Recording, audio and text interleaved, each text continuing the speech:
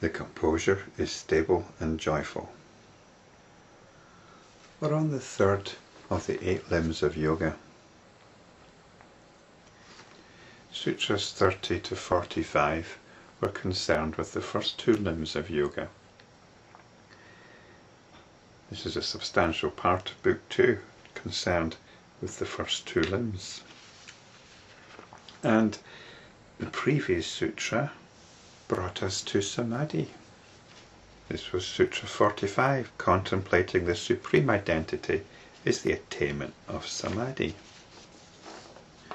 And this is the goal of the 8 limbs of yoga.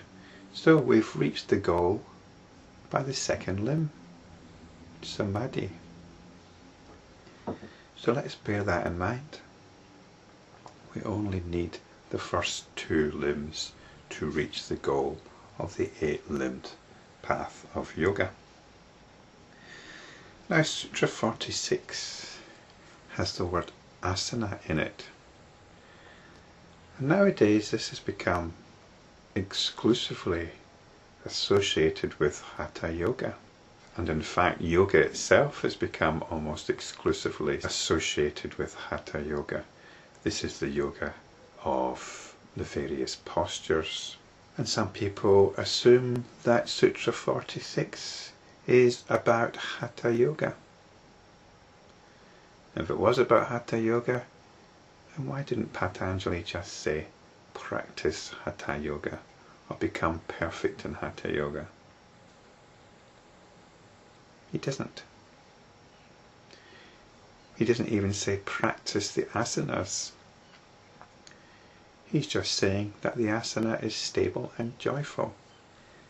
Now, if you're determined to believe that this sutra is about hatha yoga, then that's up to you. There's certainly nothing wrong with practicing hatha yoga. But it's got absolutely nothing to do with samadhi or the 8-limbed yoga. If you believe otherwise, then you're never going to get to samadhi. So if you want to take this as hatha yoga, by all means do so. But you really have to give up all idea that this is going to bring you to samadhi. What is the connection between samadhi and the yoga asanas? You have as much chance of reaching samadhi or some kind of spiritual insight during a night down the pub with your mates as you have of doing hatha yoga. So the word here I've used for asana is composure. So bear in mind that samadhi has been reached by the 2nd limb of yoga. And yoga isn't so much about reaching samadhi as remaining in samadhi. What happens after samadhi has been reached? After samadhi has been realized? The image of the Buddha comes to mind. There's a story popular amongst Buddhist iconographers which features the evening of his enlightenment, although it also applies after his enlightenment. When the Buddha was sitting in meditation and he was being assailed by Mara and hordes of demons, including the very tempting daughters of Mara. Mara is all those inclinations which take us away from our spiritual practice. Mara is all those things which the attention wants to be attracted to rather than its own immediate essential nature. And the Buddha was sitting there, and in the Buddhist iconography he's being hurled with missiles and flames, rocks, all sorts of things are being thrown at him. But all the Buddha is experiencing is a rainfall of flowers. All the missiles, all the rocks are being transformed into falling flowers. All the flames are being transformed into rainbow lights. The Buddha's composure is undisturbed.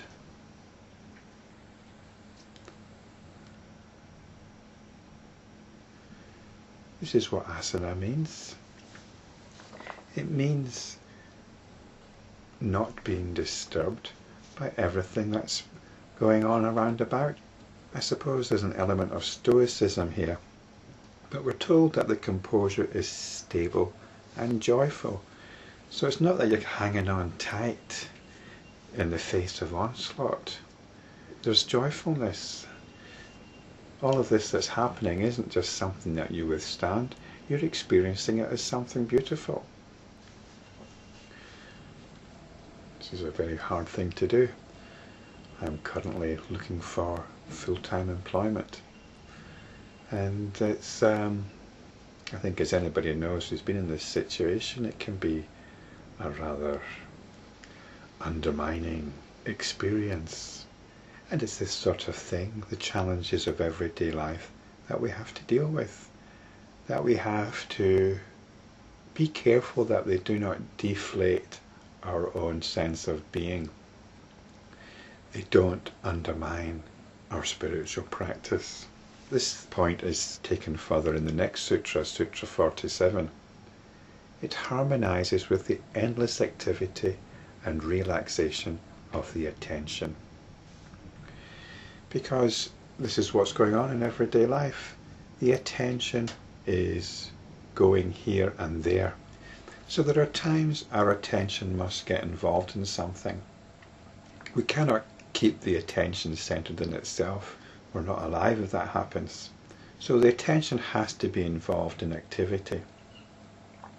The activities of everyday life. And when it's not involved in activity, it can relax back in its own nature. So we maintain this composure, we maintain our composure, our asana, throughout this. Sometimes we forget ourselves, sometimes we forget our practice, sometimes we forget our nature. And we feel guilty, we feel bad about it. But our composure has got nothing to do with that. That feeling bad, that feeling regret, that feeling of annoyance, we must let all that go, because that's not going to help our composure. So this composure, our asana, it harmonizes with our everyday activity. There are times when we're practicing, there are times when we're not practicing. That's the way it is.